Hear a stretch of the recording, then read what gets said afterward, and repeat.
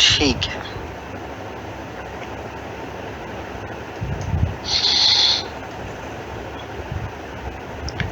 तो बोला कि इस प्रकार परमात्म स्वरूपस्थ महापुरुषों ने भजन के प्रारंभ में यज्ञ सहित संस्कारों को सुसंगठित कर कहा कि इस यज्ञ से तुम वृद्धि को प्राप्त हो। कैसी वृद्धि? क्या मकान कच्चे से पक्का बन जाएगा? क्या आय अधिक होने लगेगी? नहीं, ये यज्ञ इष्ट संबंधी कामना की पूर्ति करेगा। इष्ट है परमात्मा, उस परमात्मा संबंधी कामना की पूर्ति वाला है।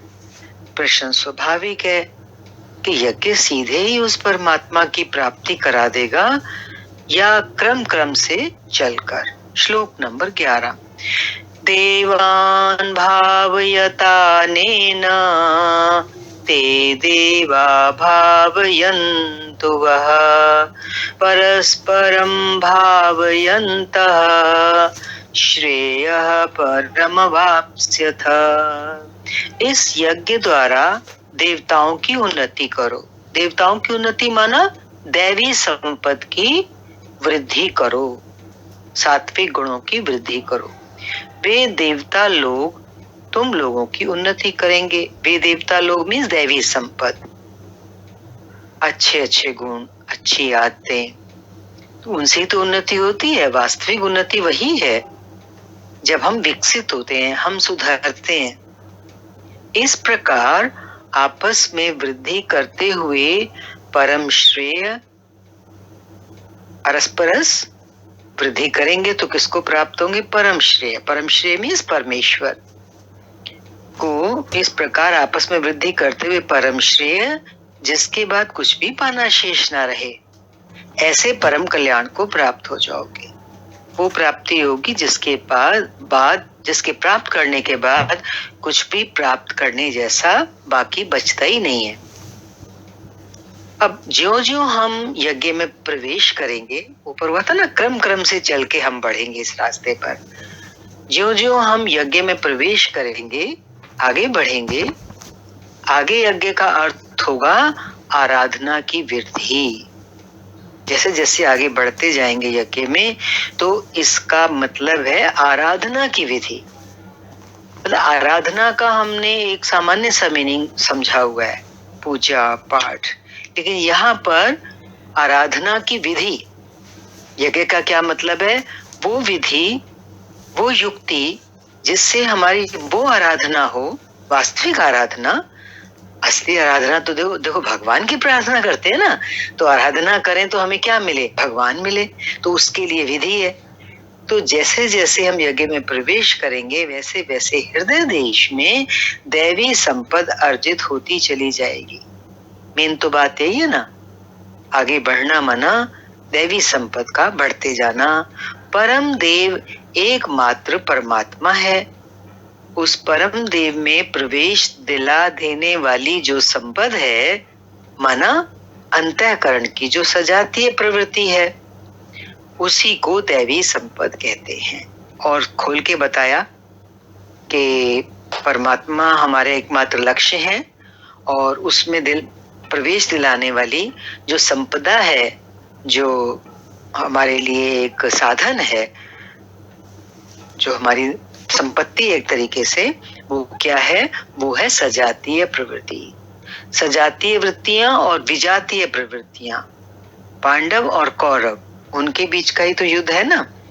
तो इसमें क्या है? परमात्मा में प्रवेश दिलाने वाली जो संपदा है वो है सजातीय वृत्ति, और उसी को यहाँ पे दैवी संपद कहा। वो परम देव को संभव करती है। सजातीय वृत्ति कहो या दैवी संपद कहो, परम देव को संभव करती है, माना उससे हमारा मिलन करा देती है, साक्षात्कार कराती है, इसलिए दैवी संपद कही जाती है ना। देखो दैवी संपद को यहाँ पे बहुत अच्छे से बता रहे हैं, ना कि बाहरी देवता, पत्थर पानी जैसा कि लोग कल्पना कर लेते हैं। पत्थर को पूजते हैं, नदियों को पूजते हैं, पानी को पूजते हैं, ये लोगों की कल्पनाएं हैं देवताओं के बारे में, है ना। तो यहाँ पर असली देवता जो दैवी संपद में दैवी वर्ड आ रहा है ना, तो इसको कोई गलत ना समझे कि दैवी संपद को उस देवता से ना हम जोड़ दें। ये दैवी संपद कौन सी है? ये हमारे भीतर की सजातीय वृत्तियां हैं। गीता में उसी पर जोर दिया जा रहा है, क्योंकि वही हमें परम देव परमात्मा में प्रवेश दिलाती है, उसको संभव कराती है।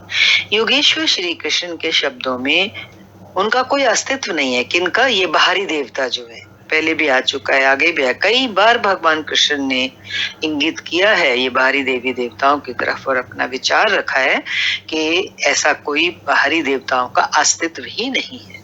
लोग जो बाहरी देवताओं को मानते हैं, तो भगवान ने क्लियर किया है कि उसके पीछे शक्ति तो उस एक ही परम पिता परमेश्वर की होती है।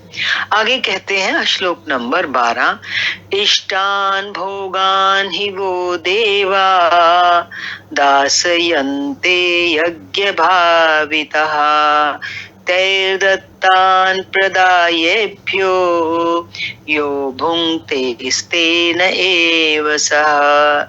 यज्ञ द्वारा संवर्धित देवता, संवर्धित बढ़ते जाएंगे वो यज्ञ के द्वारा, उस प्रक्रिया के द्वारा जो महापुरुष रचना करके रखते हैं, जिनको उन्होंने, जिस प्रजा को उन्होंने विकसित करना होता है, जो उनके पास आते हैं, तो उस यज्ञ के द्वारा हमारे दैवी संपद बढ़ती है। यज्ञ द्वारा संवर्धित देवता आपको इष्टान भोगान ही दास्यन्ते, इष्ट अर्थात आराध्य, जिसकी हम आराधना कर रहे हैं, और वो तो हमारा परमात्मा ही है। इष्ट अर्थात आराध्य संबंधी भोगों को देंगे, आराध्य संबंधी भोगों को देंगे, अन्य कुछ नहीं, वे ही एकमात्र देने वाले हैं। आराध्य संबंधी भोग क्या हुआ? हम जिसकी आराधना कर रहे हैं, हम तो उसी को चाहते हैं ना। भोगों को माना जिसको हम भोगना चाहते हैं, तो हम किसको चाह रहे हैं? यहाँ पे हम तो परमात्मा को ही चाह रहे हैं, अन्य कुछ नहीं। और बोला कि इष्ट अर्थात आराध्य संबंधी भोगों को देंगे, अन्य कुछ नहीं, वे ही एकमात्र देने वाले हैं, और देने वाला भी परमेश्वर ही है। देने वाला भी परमेश्वर है, और जो इसमें मिलना है वो भी परमेश्वर है। इष्ट को पाने का अन्य कोई विकल्प नहीं है, परमेश्वर तक पहुंचने का और कोई दूसरा रास्ता, कोई ऑप्शन है ही नहीं, एकमात्र यही रास्ता है। क्या? इन दैवी गुणों को बिना बढ़ाए, दैवी गुणों को बढ़ाना पड़ेगा। और अगर इन दैवी गुणों को हम बढ़ाते नहीं हैं, जो इस स्थिति का भोग करता है और वो कहता है अहम ब्रह्मास्मि, मैं ब्रह्म हूं, मेरी ब्रह्म में स्थिति है, मैं ही परमात्मा हूं, अगर वो ऐसा बोलता है या ऐसा महसूस भी करता है, वो यहाँ पे भगवान कह रहे हैं वो निश्चय ही चोर है। जब उसने पाया ही नहीं तो भोगेगा क्या? है ना। ये अनुभव, ये कहना या महसूस करना कि मैं उस स्थिति में हूं, और उस स्थिति में पहुंचने के लिए जिन दैवी गुणों की आवश्यकता है, जो प्री रिक्वायरमेंट है, अगर वो ही पूरी नहीं की है तो, और ऐसे ही बन के बैठ जाना होता है। समाज में, दुनिया में बहुत लोग होते हैं जो दिखावा भी करते हैं, तो उनको भगवान ने कहा आज के कलयुग में तो ये चीज बहुत ही है कि वो चोर है। जब उसने पाया ही नहीं तो भोगेगा क्या? भोगना मतलब परमेश्वर में स्थिति। किंतु कहता अवश्य है कि हम तो पूर्ण हैं, तत्वदर्शी हैं। तत्वदर्शी मीन्स हमने तत्व का, परमेश्वर का दर्शी साक्षात्कार किया है। ऐसी डींग मारने वाले इस पथ से मुंह छिपाने वाला है। डींग तो बाहर से ही मारता है ना इंसान, और पथ से मुंह छिपाने वाला है, मतलब उसने परिश्रम तो किया ही नहीं है, पथ पे तो चला ही नहीं है। और पथ पे चलना माना क्या? दैवी संपद का अर्जन, सजातीय वृत्तियों का विकास। जब उसने किया ही नहीं है, पथ पर चला ही नहीं है, वो निश्चय ही चोर है। और देखो, जब पथ पे ही नहीं चला तो मंजिल तक कैसे पहुंच गया? पहुंच ही नहीं सकता। इसलिए यहाँ पे बार बार भगवान उसको कह रहे हैं कि वो निश्चय ही चोर है, ना कि प्राप्ति वाला। किंतु पाने वाले क्या पाते हैं? अब जो उस मार्ग पर चलकर उस छोर तक पहुंचते हैं, उनको मिलता क्या है, क्या पाते हैं? श्लोक नंबर 13, यज्ञ शिष्टाशिनः संतो मुच्यन्ते सर्व किल्बिषैः भुञ्जते ते त्वघं पापा ये पचन्त्यात्मकारणात्। अब क्या मिलता है इस मार्ग पर चलने के बाद जब मंजिल आती है? कहते हैं यज्ञ से बचे हुए अन्न को खाने वाले संत जन सब पापों से मुक्त हो जाते हैं। यज्ञ से यज्ञ किया, अब यज्ञ के बाद जो बचा मीन्स उसका जो फल निकला, तो वो अन्न, उसको अन्न बोल रहे हैं। उसको खाने वाले संत जन, उसको भोगने वाले, खाने वाले मतलब भोगने वाले संत जन, क्या होता है उनकी स्थिति? उनको क्या मिलता है?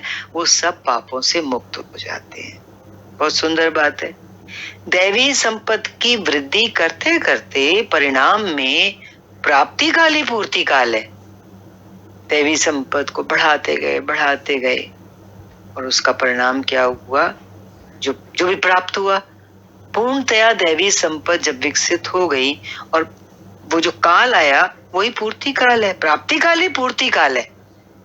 वही परमेश्वर की प्राप्ति है, वही हमारी मार्ग की जो यात्रा है वो पूर्ण हो जाती है, पूर्ति काल है वो। जब यज्ञ पूर्ण हो गया तो शेष बचा हुआ क्या हुआ? यज्ञ किया, यज्ञ प्रक्रिया से गुजरे, मार्ग पे चले, तो बोला कि जब पूरा ही हो गया तो शेष क्या बचा? उन्होंने कहा कि शेष बचा हुआ ब्रह्म है और वो ब्रह्म ही अन्न है। अन्नम ब्रह्मा, ऐसा शास्त्रों में, वेदों में बोला गया है। बहुत महापुरुषों के श्री मुख से हमने सुना, अन्नम ब्रह्मा। तो यज्ञ पूर्ण हो गया, यज्ञ पूर्ण होने के बाद जैसे प्रसाद बंटता है, तो यहाँ पर जो शेष बचा है, बल्कि आप हवन कुंड में से वो जो भस्मी होती है वो लेके माथे पर लगाते हैं। अब यहाँ इस मार्ग पर चलने वाले जिसने दैवी संपत्ति की वृद्धि की है, उसको क्या मिल रहा है? शेष क्या बचा? अन्न, और वही अन्न है ब्रह्म। वो उसका पान करता है। कहते ना प्राप्ति काल में वो भोग करता है उसका।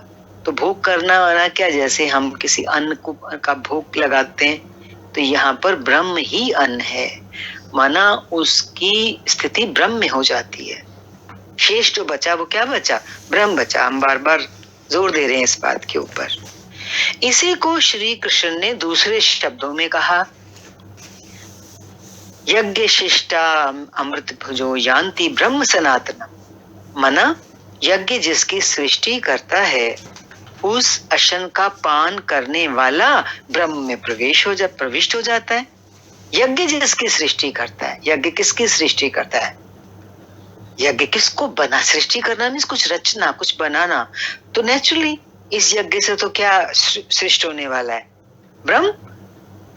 तो वो ब्रह्म में प्रवेश पा जाता है। यहाँ वे कहते हैं कि यज्ञ से शेष बचे हुए अशन का, उस अन्न का, ब्रह्म पीयूष का पान करने वाला सब पापों से छुटकारा पा जाता है। संत जन तो छूट जाते हैं, किंतु पापी लोग मोह के माध्यम से उत्पन्न शरीरों के लिए पचते हैं, वे पाप खाते हैं। पापी लोग मोह के माध्यम से। अब पापी कौन है? जिसके अंदर मोह है। अब पापी भी इसलिए कहा क्योंकि मोह ही कारण है जन्म मरण का, बंधन का। तो बोला कि जो मोह के माध्यम, जो मोह में अटका हुआ है, तो वो तो किसके लिए पचे, किसके लिए करता है सब कुछ?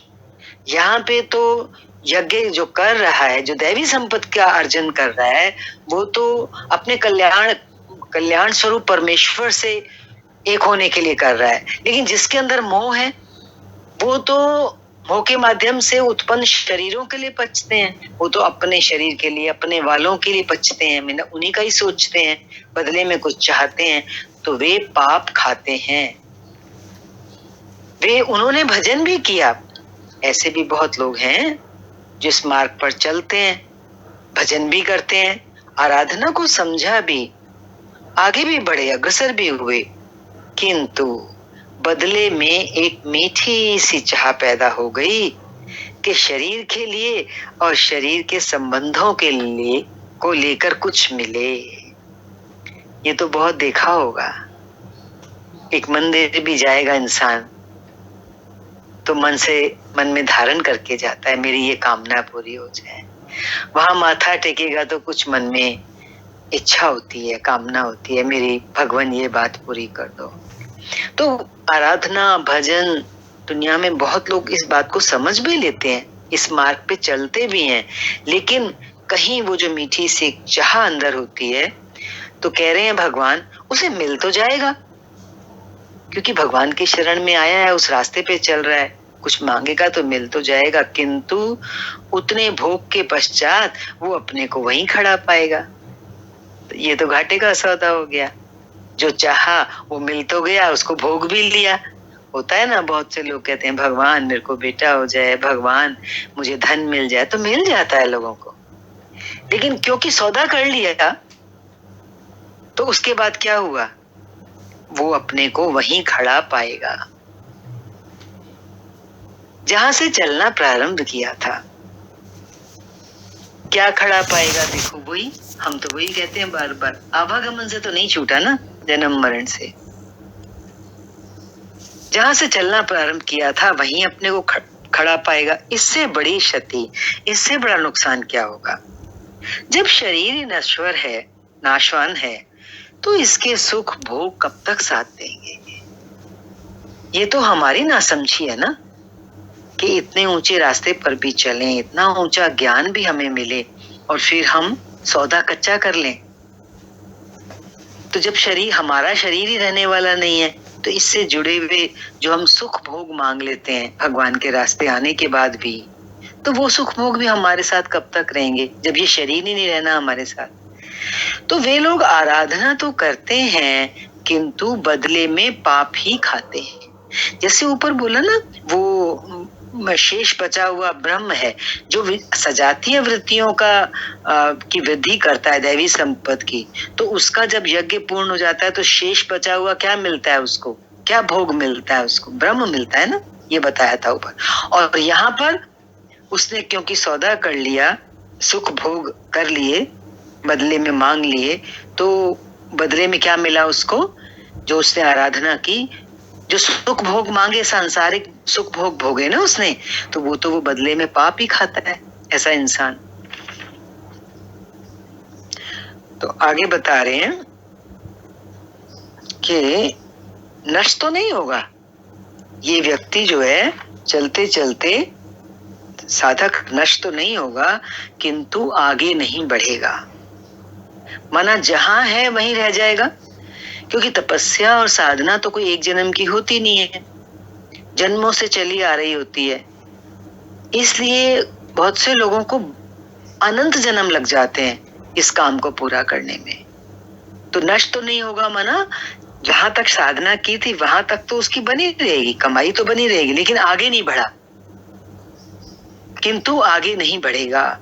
इसलिए श्री कृष्ण निष्काम भाव से कर्म करने पर बल देते हैं। और देखो यहाँ पर लिखा है निष्काम भाव से कर्म, ब्रैकेट में लिखा है भजन, भजन करने पर बल देते हैं। कर्म को हम कोई बाहर की चीज ना समझ लेना। कर्म शब्द से बहुत भ्रम होता है, क्योंकि वैसा ही अर्थ हमेशा सुना समझा है कि जो हम कर्मेंद्रियों से करें वो कर्म है, पर यहाँ तो ये एक आंतरिक कर्म की बात है, दैवी संपत्ति के अर्जित करने की बात है, अपने विकास की बात है, अंतःकरण को शुद्ध करने की बात है। तो यहाँ पर क्योंकि उसने कुछ मांग लिया, तो भगवान क्या कह रहे हैं कि निष्काम भाव से भजन करने पर बल देते हैं। निष्काम भाव से भजन मीन्स भजन तो करो पर बदले में कुछ भी ना चाहो। अभी माना हमें तो ये लगता है बदले में भगवान को भी मत चाहो, वो भी क्यों चाह करें, क्योंकि जब उसका है ही परिणाम ही इस यज्ञ का ब्रह्म है, तो फिर हम चाहना मन में क्यों रखें? मिलना ही वही है, ऑलरेडी मिलना है, ऑटोमेटिकली मिलना है। अभी तक श्री कृष्ण ने बताया कि यज्ञ परम श्रेय देता है। यहां तक जितनी चर्चा चली उसमें भगवान ने बहुत अच्छी तरह स्पष्ट कर दिया कि इस यज्ञ को करने से हमें परम श्रेय क्या हुआ, बार बार आ रहा है ये शब्द, परम श्रेय, परम देव, परमात्मा, हमें वो मिलते हैं। और उसकी रचना महापुरुष द्वारा होती है। यज्ञ तो परम श्रेय को दिलाता है, लेकिन यज्ञ की रचना कौन करता है? कोई हम खुद थोड़ी कर लेते हैं। संसार में कोई भी व्यक्ति जो थोड़ा भी आगे बढ़ पाता है यज्ञ में, यज्ञ की प्रक्रिया में, तो वो किसकी देन होती है? हम उससे मान लें अपनी, मैंने इतनी तपस्या करी, मैंने इतना किया, मैंने वो किया, मैं वहां गया, मैंने वो पुस्तक पढ़ी, मैंने इतने शास्त्र पढ़े, मैंने इतना जप किया। नहीं नहीं, हमारा तो कुछ है ही नहीं। जो कुछ भी देन है वो किसकी है? वो महापुरुषों की है। क्योंकि वो बता रहे हैं ना कि उसकी रचना, जिस यज्ञ को करके हमें परम श्रेय मिलता है, उस यज्ञ की रचना तो महापुरुष करते हैं, महापुरुष द्वारा होती है। किंतु वे महापुरुष प्रजा की रचना में क्यों प्रवृत्त होते हैं? यज्ञ तो उन्होंने रचना करी यज्ञ की तो, लेकिन उसके बाद फिर वो प्रजा की रचना में क्यों प्रवृत्त होते हैं, इस पर कहते हैं।